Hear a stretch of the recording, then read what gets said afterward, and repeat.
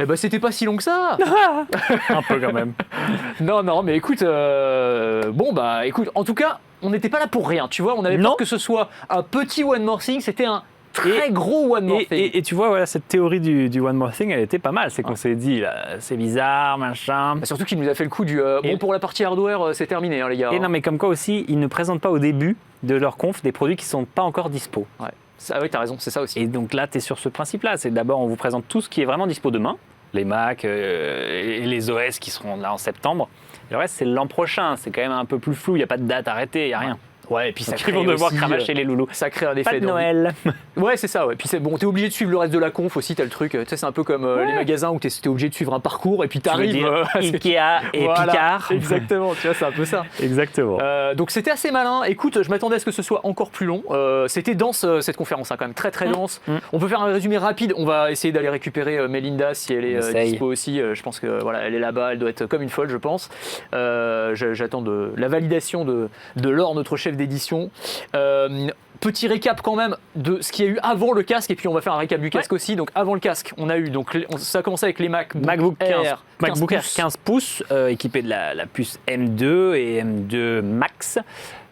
Suivi de l'annonce de la mise à jour du Mac Studio, donc qui est le petit Mac qui va entre le Mac Mini et le Mac Pro, qui lui va hériter de la puce Ultra, qui est la fusion de deux puces M2 Max qui sont déjà très puissantes.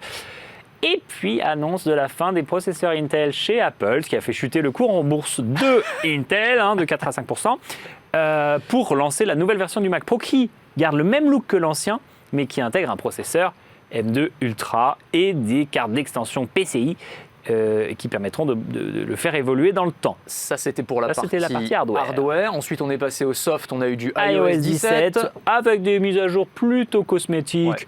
Ouais. Pas dégueulasse, mais pas révolutionnaire, pas transcendante. Le name drop, le truc rigolo, le copain d'AirDrop, AirDrop en Wi-Fi et AirDrop en 4G. Ensuite, on a eu WatchOS avec une refonte de l'interface utilisateur. Là encore, je pense qu'il faut la porter pour comprendre. tvOS, des améliorations sur AirPlay, CarPlay, tout SharePlay, tous les Play, tous les trucs en Share. L'iPad, on a eu les petites applications, donc Journal pour avoir son journal intime augmenté. L'overlay, donc la surimpression en vidéo pour la conférence sur Mac. Voilà. C'était la nouvelle version de macOS. Donc ça, c'était toute la première partie de la conférence où ça ronronnait un peu. Et puis ensuite, ça s'est un peu emballé avec le One More Thing annoncé par Tim Cook. Et là, bam! Et là, boum, c'est parti. Et donc, on a eu ce fameux casque, donc le Vision Pro. Assez conforme à ce qu'on en avait lu et entendu, c'est-à-dire ce design en forme de masque de ski ou de masque de plongée avec un système de vue par transparence. Donc, on peut voir à travers et être vu, sachant que en fait, quand on dit voir à travers et être vu, c'est un écran avec des caméras. C'est un mensonge. C'est un mensonge, c'est une illusion en fait, puisqu'il y a des caméras qui vont filmer ce qui se passe à l'intérieur et me le montrer à l'intérieur sur des écrans très haute définition. Apparemment, la résolution est absolument dingue, donc c'est un écran 4K dans chaque œil. Et les gens de l'extérieur vont pouvoir aussi te voir pour avoir le côté quand même social. On est donc dans de la réalité mixte. On va pouvoir projeter dans son champ de vision tout un tas d'informations numériques. Et sur les démos qu'on en a vues, ça va être pour le travail, des écrans virtuels projetés, 1, 2, 3, 4, 12 avec, je sais pas, ses réseaux sociaux, sa visioconférence, tout ce que vous voulez. Un clavier projeté également. Ça va être regarder un film comme si on avait un écran géant en face de soi. Pour du jeu vidéo, enfin voilà, plein d'applications comme ça qui restent évidemment à développer aujourd'hui. Mais en tout cas, la promesse, c'est celle-ci. Alors, avec deux éléments importants, petit bémol si l'on peut dire, c'est un, le prix. Le prix. Ouais. 2, le prix. Et 3, le prix. Donc on rappelle le prix, c'est donc $3 400, $3 500. $3 500, on n'a pas le donc prix en euros. Le prix, rappelez-vous, aux États-Unis est hors taxe, parce que la taxe dépend des États. Et donc après, il faut rajouter la conversion en euros, les taux. La TVA. Ça pique quand même un peu. On s'attendait à 3000, ce qui était déjà énorme. Ouais. Tu rajoutes, t'es plus à 500 là. Donc 3500. Non, on comprend quand même que dans leur stratégie, moi je pense que c'est ça. D'ailleurs, il s'appelle le Vision Pro. Ce qu'on disait, c'est pas un hasard. Ça s'adresse avant tout aux professionnels. Et j'ai pas entendu ce que tu me disais. Alors, excuse-moi. Mélinda est prête ? Super. On va appeler Mélinda, qui va nous faire le résumé, puisqu'elle est sur place. Elle est où, Mélinda ? Pour ceux qui nous ont rejoints. Voilà, on est parti pour le FaceTime. Et donc, le deuxième petit bémol, si Mélinda va... Mélinda, elle est là. Salut Mélinda, est-ce que tu nous entends ? Bonjour. Oui, je vous entends. c'est un peu le bazar. Bah, tu m'étonnes déjà que c'est le bazar ici, alors j'imagine le bazar là-bas. Écoute, Mélinda, on est ravis de t'avoir, donc on rappelle, hein, t'es à Cupertino, t'as suivi toute la conférence religieusement. Tiens, ça a été quoi l'effet dans la salle quand Tim Cook a annoncé le petit ou le gros One More Thing? Qu'est-ce qui s'est passé à ce moment-là? Bah, tu te doutes bien que c'est l'hystérie générale à ce moment-là, ici, entre les développeurs, la presse, les employés d'Apple qui sont là, qui sont toujours les premiers à faire du bruit. Là, il y avait du bruit à tous les niveaux. Alors, franchement, je vais vous dire un truc, on savait qu'il y serait, mais comme l'année dernière, on s'attendait déjà à l'avoir et qu'on l'avait pas eu, on a quand même eu une demi-seconde, on s'est dit, ils vont pas partir sans nous le montrer quand même, là, ce serait un peu gros avec toutes les annonces qu'on a eues. Et évidemment, le One More Thing, le vrai, celui à l'ancienne, celui qui veut dire quelque chose, en fait, quand on voit ça, puis on voit ensuite comment ça se développe, ils ont consacré quasiment 1 heure au casque. Enfin, c'est ici. C'est pour vous dire, vous avez vu comment c'est vide là, déjà, derrière moi. La conf vient de se terminer, tout le monde est parti au showroom en espérant y voir le casque. Bah, tu m'étonnes. On ne sait même pas s'il y est. Parce que là, il faut qu'on y aille, c'est pas du tout sur le même site, c'est un peu plus loin. Mais évidemment qu'on veut voir ça. Enfin, je pense que vous, c'était pareil. Ah bah, nous, je peux te dire que le produit. Je peux te dire qu'avec Gonzague, on est très envieux parce que là, on se dit, on n'a qu'une envie, c'est de le tester ce casque parce que toutes les démos qui nous ont, toutes les vidéos qui nous ont proposées étaient ultra spectaculaires, mais à chaque fois, ce qu'on disait avec Gonzague, c'est voilà, faut se méfier aussi de l'effet vidéo de démonstration qui est toujours très spectaculaire. On a envie, voilà, de le mettre sur les yeux et de voir vraiment ce que ça donne, ces 2 écrans 4K en face de soi, ce système de vue en transparence. Qu'est-ce que t'en retiens, toi? T'es très enthousiaste par rapport à ce casque. Qu'est-ce que t'en as pensé là? Ah moi je suis comme toi, j'adore tout ce qui est réalité augmentée, virtuelle, mixte. Et forcément, je vois un produit pareil, j'ai qu'une envie, c'est d'essayer. Il y a un truc qui est très drôle. Est-ce que vous avez vu comment il le présentait? Ce n'est pas un casque. Parce que la question qu'on se pose en le voyant, c'est est-ce que c'est un masque? Est-ce que c'est un casque? Non, c'est un ordinateur. Oui. C'est un spatial computing. Ils ne parlent jamais de casque. Ils n'ont quasiment, je ne sais même pas s'ils ont prononcé le mot. En fait, à chaque fois, on nous parle d'un ordinateur. C'est l'ordinateur du futur pour eux, en fait. Absolument, c'est l'ordinateur où vos écrans sont multiples. Ce n'est pas, et c'est là où c'est fort, et c'est là où c'est la différence avec la concurrence. À aucun moment, ils ne le vendent comme un casque de réalité mixte ou virtuelle ou autre. Ouais. Et franchement, technologiquement, il y a tout. On comprend pourquoi ils ont attendu aussi longtemps pour le montrer. Passons sur l'autonomie où on vend 12 heures. On sait toujours que l'autonomie, elle est toujours vue à la hausse par rapport aux usages. Mais là, on ne sait pas ce qu'on ne peut pas faire avec. Après, est-ce qu'on pourra le faire bien et facilement? Ça, c'est un autre problème. Mais c'est un ordinateur. C'est un Mac, en fait. La meilleure image, c'est ce Mac qu'on nous montre où on n'a pas besoin de l'ouvrir et de le lancer. Il apparaît déjà dans l'écran. Enfin, ah ouais, non, absolument. Mais tu dis pas moi, j'ai passons tout envie vite sur de tester avec elle. Bah ouais, non, mais c'est clair, on va pas te retenir beaucoup plus longtemps parce que là, je pense qu'il va falloir être parmi les premiers si tu veux pouvoir le tester ou le voir de près. Ouais, va falloir jouer des coudes. Ouais, va falloir jouer des coudes. Quand même, juste un mot sur les petits bémols, parce que tu disais, on passe vite fait sur la batterie. L'autonomie, je pense que ça fait quand même partie des points faibles. Et puis le prix, quand même, on est à 3500, quoi. Déjà, on se disait 3000, c'était la rumeur. C'est beaucoup. 3500, là, on est sur des niveaux stratosphériques, hein, clairement. Il va falloir péter le PL. Alors, tu sais que c'est pas l'annonce qui me surprend le plus. Parce que quand tu écoutes la présentation, que tu vois tout ce qu'il y a comme technologie dedans, un effort sur le design, sur le refroidissement, tout ça, on est quand même sur tout ce qui se fait mieux. Quand on voit que le casque Meta, il était déjà à 1800 ou 2000 euros quasiment, voilà. Bon, il y a l'effet Apple, hein, il y a aussi souvent un petit peu la taxe Apple, enfin, c'est de la puce M2, c'est de la toute puissance. Et puis, c'est un ordinateur. Regardez le prix du Mac Studio ou du Mac Pro qui ont été annoncés aussi. Ouais, c'est vrai. Donc, le prix, il est presque, il faut voir vraiment derrière comment on l'utilise. Mais le prix, finalement, il m'a pas semblé si incohérent que ça. C'est cher. On va pas se mentir, c'est cher. Ils l'ont présenté comme un produit grand public. Tout le monde n'a pas 3500 $, 4000 € quasiment à mettre dedans. Ça, ouais, je pense qu'ils sont vraiment d'abord sur le public professionnel et puis ils verront après pour le grand public. En tout cas, ça va être une niche de technophiles qui ont beaucoup d'argent. Nous, on se proposait de demander à nos prochains entretiens d'évaluation une petite augmentation pour s'acheter le Vision Pro parce qu'on se dit voilà, c'est un outil de travail hein, pour nous. Hein. Je suis désolé, je sais pas ce que tu en penses, mais Linda, on en a besoin. Ah bah.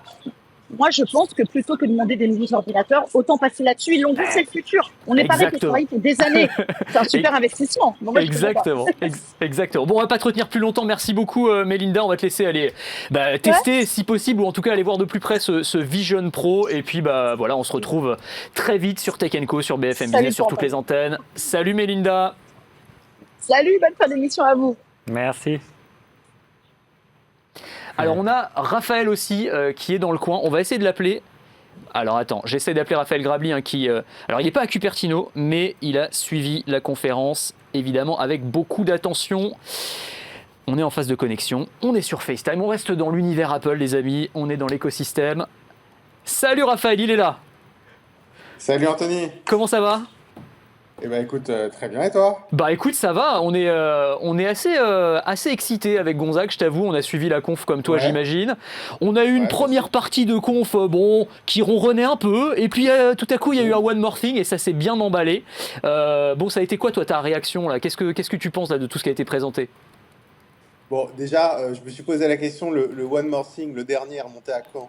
Je sais pas si vous avez la trace, mais finalement, parce que c'est presque un peu historique, mais il n'y en a pas eu tant que ça, des One More Thing, hein. Ouais, t'as raison.